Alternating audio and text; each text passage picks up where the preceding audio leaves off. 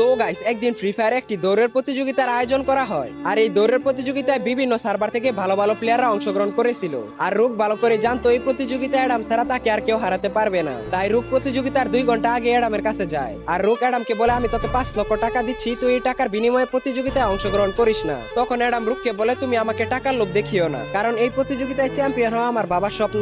তখন রুক বলে, আরে রাখ তোর বাবার স্বপ্ন, এই দেখ আমি ওদের সবাইকে টাকা দিয়ে কিনে ফেলেছি। এখন আমি তোকে ভালোই ভালোই বলতাছি, তুই প্রতিযোগিতায় অংশগ্রহণ করিস না।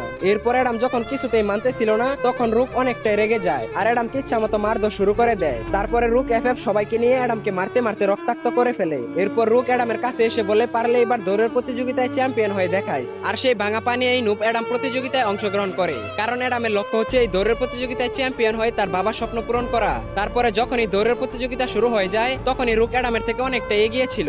আর রুক এতটাই জোরে দৌড়াচ্ছিল যে অ্যাডাম তাকে হারাতেই পারছে না। সবাই ভাবতেছিল যে রুকই চ্যাম্পিয়ন হয়ে যাবে। তারপরে রুক যখনই প্রতিযোগিতার একদম শেষ প্রান্তে চলে আসে, তখনই অ্যাডাম তার ভাঙা পা নিয়ে রুকের আগে চলে যায়। আর ফাইনালি ফ্রি ফায়ারের দৌড়ের প্রতিযোগিতায় চ্যাম্পিয়ন হয়ে যায় নুব অ্যাডাম। আর চ্যাম্পিয়ন হয়ে নুব অ্যাডাম তার ট্রফি নিয়ে সেলিব্রেশন করতেছিল। অন্যদিকে রুক এফএফ প্রতিযোগিতায় হেরে যাওয়ার কারণে রেগে আগুন হয়ে যায়। বন্ধুরা, নেক্সট পার্ট খুবই ভয়ঙ্কর, দেখতে হলে চ্যানেলটা লাইক সাবস্ক্রাইব করে পার্ট 2 লিখে কমেন্ট করো।